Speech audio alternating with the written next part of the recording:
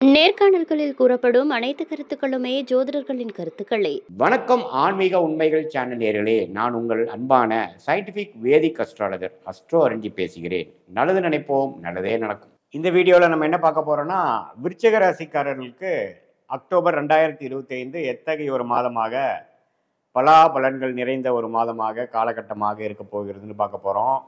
ஆண்டு கிரகமாகிய சனி 5ஆம் இடத்திலிருந்து குழந்தைகள் சார்ந்த விஷயங்கள், உறவுகள், ஸ்டேட்டஸ் இன் லைஃப், அது மாதிரி விஷயங்கள், காதல், உங்களுக்கு விருப்பமான சில விஷயங்கள்ல வந்து அதிகமாக ஆக்டிவேட் பண்ணுறாரு. ஏன்னா சனி எந்த இடத்துல இருக்கிறாரோ அதை ஆக்டிவேட் பண்ணக்கூடிய அமைப்புகள் இருக்குது. இந்த வீடியோவில் வந்து இந்திய வேத ஜோதிட அடிப்படையில் இந்த ஒளி தத்துவ முறையில் எப்படி வந்து நம்மளுடைய கோச்சார முறை வந்து உங்களுக்கு விருச்சிக ராசிக்கு பலன் கொடுக்க போகுதுன்னு பார்க்குறோம். எந்த விதத்திலும் மிகைப்படுத்தாமல் சயின்டிஃபிக் வேதிக் அஸ்ட்ராலஜி முறையில் உள்ளது உள்ளவாறு பார்க்குறோம். பரிகாரங்கள் அது மாதிரி விஷயத்துக்குள்ளே போகாமல் சயின்டிஃபிக்காக நம்ம பார்க்க போகிறோம். ஸோ அது சனி 5ஆம் இடத்துல இருக்கிறது பார்த்திங்கன்னா, அந்த குழந்தைகளுக்காக, உறவுக்காக, காதல், விருப்பம் அது மாதிரி விஷயத்தில் அதிகமான ஒரு ஆக்டிவிட்டி போகக்கூடிய அமைப்புகள் இருக்குது. அதே சமயத்தில் குரு பார்த்திங்கன்னா அஷ்டமத்தில் இருக்கார். ஸோ அவர் குரு எப்பவுமே வந்து ஒரு சுபகிரகமாகிய குரு 8ல் போகும்பொழுது சில விஷயங்கள் ஸ்லோவாக இருக்கும். ஆனால் அவர் 2ஆம் இடத்தை தன் வீட்டை பார்க்கும் பொழுது பணம் ஏதோ ஒரு பக்கம் வந்து கொண்டு இருக்கும். கூட்டு தொழில் வளரும். போட்ட இன்வெஸ்ட்மெண்ட்ஸ், நம்ம முதல் செய்த இன்வெஸ்ட்மெண்ட் மூலமாக ஒரு லாபம் வரும். அது மாதிரி நல்ல பலன்களை கொடுக்கக்கூடிய அமைப்புக்கு ஆண்டு கிரகமாகிய குருக்கு உண்டு. அதே சமயத்தில் ராகு 4ஆம் இடத்திலும் கேதும் 10ஆம் இடத்துல இருக்கும் பொழுது வேலை, தொழில், வீடு, தாயார் அது மாதிரி விஷயத்தில் நிறைய மாற்றங்கள் உண்டு.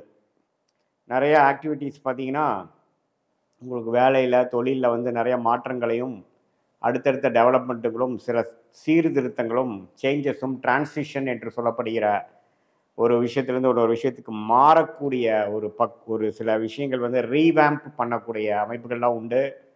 குருவின் பார்வை ராகுக்கு இருப்பதனால் அது நல்ல ஒரு அமைப்பாகவும் லாபம் வரக்கூடிய அமைப்பாகவும் ஓரளவுக்கு ப்ரொடக்டிவான விஷயத்துக்கு நோக்கி நம்ம செய்யக்கூடிய அமைப்புகள் இருக்குது. மாணவர்கள் வந்து படிக்கக்கூடிய அமைப்பில் வந்து கொஞ்சம் கான்சன்ட்ரேஷன் குறையலாம். ஏன்னா 4ஆம் இடத்துல ராகு வரும் பொழுது கொஞ்சம் இருக்கும். ஆனாலும் குரு பார்வை இருக்கிறதுனால ஓரளவுக்கு அந்தளவுக்கு நம்ம வந்து தவறாக போகாது.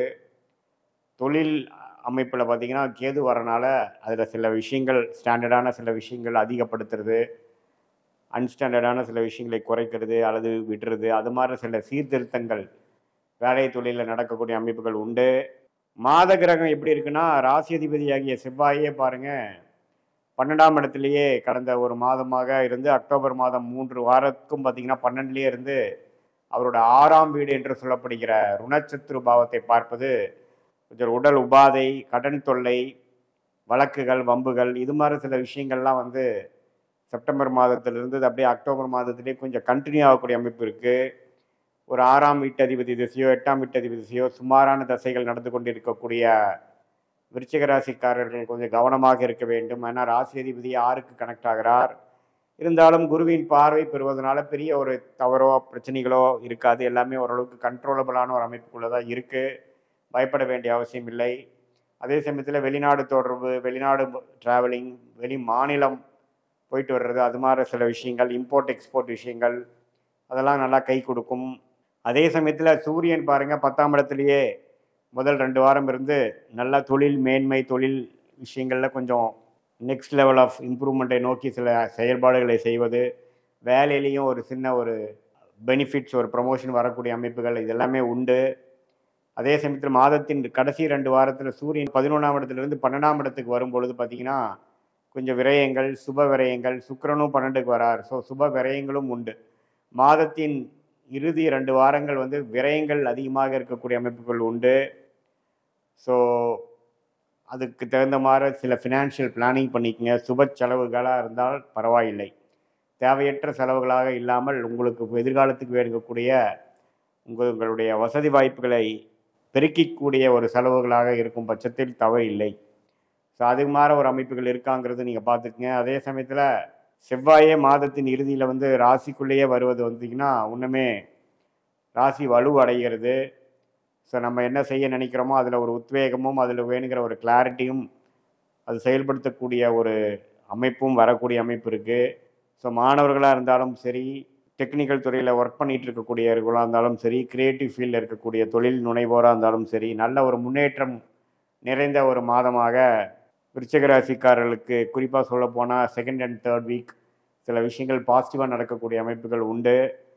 குருவின் பார்வை புதன் மேலேயும் சூரியன் மேலேயும் விழுவது மிகவும் நன்று.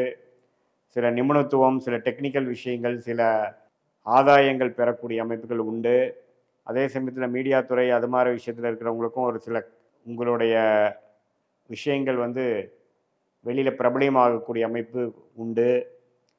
ஸோ ஒரு ஒரு வகையால் பார்த்திங்கன்னா ஒரு இடத்துல சில செலவுகள் இருந்தாலும் சில நேரத்தில் நல்ல ஒரு க்ரோத்தும் பெனிஃபிட்ஸும் உங்களுடைய செயல்பாடுகள் மற்றவங்களால் ஒரு ரெகக்னைஸ் பண்ணுற மாதிரி, ஒரு நோட் பண்ணுற மாதிரி, ஒரு அங்கீகாரம் பெறுவது மாதிரி அமைப்புகளும் விருச்சிக ராசிக்காரர்களுக்கு இந்த மாதம் உண்டு. பொதுவாக இந்த ராகு கேது 4-10 இருக்கும் பொழுது கடந்த 4 மாதமாகவே தொழில் வேலையில் ஒரு ஸ்திரத்தன்மை இல்லாமல் ஒரு நாளும் ஒரு மாதிரி விடியக்கூடிய அமைப்புகள் இருக்கும்போது இந்த ஒரு அக்டோபர் மாதம் அதில் ஒரு சில விஷயங்கள் பாசிட்டிவாகவும் ஒரு கான்ஃபிடென்ஸ் கொடுக்கக்கூடிய ஒரு அமைப்பாகவும் இருக்க போகிறதுங்கிறத நீங்கள் உணர்ந்து கொள்ள வேண்டும்.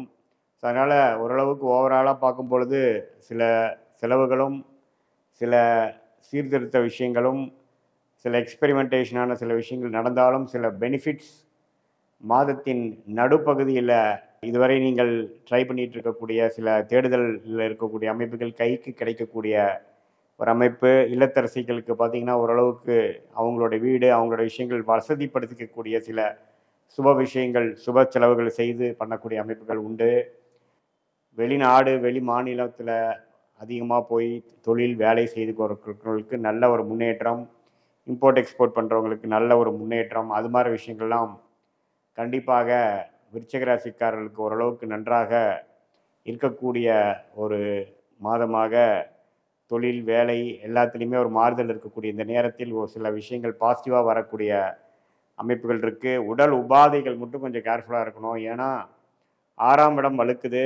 ஸோ அப்படிங்கிறப்போ தேவையற்ற சண்டைகள், ஆர்கியூமெண்ட்ஸ், அதே சமயத்தில் உணவு சாப்பிட்றது ரொம்ப முக்கியமாக நீங்கள் என்ன சாப்பிட்றீங்க, உங்கள் உடம்புக்கு ஏற்றுக்குதா அப்படிங்கிற மாதிரி விஷயங்கள்லாம் கொஞ்சம் பார்த்து கொஞ்சம் டிசிப்ளினாக இருக்கக்கூடிய தன்மை தேவைப்படுகிறது. அதே சமயத்தில் கடன் அதிகமாக போய் தேவையற்ற செலவுகள் செய்வாயின் கடல் பிரச்சனைகளில் வேணுகிற வருங்காலத்தில் வரக்கூடிய கடன் தொல்லைகளுக்கு இது ஒரு ஆரம்பகட்ட ஒரு விஷயமாகவும் நடக்கக்கூடிய அமைப்பு உண்டு. ஸோ அதனால் இந்த 3 விஷயத்தை பார்த்துக்கணும் விருச்சிக ராசிக்காரர்கள். இது ஒரு பொதுவான பலனை தவிர உங்களுடைய ஜென்ம ஜாதகத்தில் நீங்கள் எப்படி பிறந்த தேதி, பிறந்த நேரத்தில் எப்படி பிறந்திருக்கீங்க பொறுத்து என்ன தசாபுக்திகள் போயிட்டு கொண்டிருக்குன்னு வைத்து அடுத்த வரக்கூடிய காலகட்டங்கள் எப்படி எந்த மாதிரி திட்டங்கள் எடுக்க முடியுங்கிறது நம்ம சயின்டிஃபிக் வேதிக் அஸ்ட்ராலஜி முறையில் துல்லியமாக எடுத்து அதன் மூலமாக நீங்கள் வாழ்க்கையில் திட்டமிட்டு நீங்கள் செயல்படுவேயானால் கண்டிப்பாக நீங்கள் வாழ்க்கையில் வெற்றி பெற முடியும். இந்திய வேத ஜோதிடம் சயின்டிஃபிக்காக நம்ம பார்க்கும் பொழுது எதையுமே மிகைப்படுத்தாமல், மூட நம்பிக்கையில் போகாமல், பரிகாரங்கள் அது மாதிரி விஷயத்துக்குள் போகாமல் கரெக்டான ஒரு முடிவு எடுத்தால் வாழ்க்கையில் வெற்றி பெற முடியும் என்பதை நீங்கள் புரிந்து கொள்ள வேண்டும். மீண்டும் மற்றொரு காணொளியில் சந்திப்போம். நன்றி, வணக்கம்.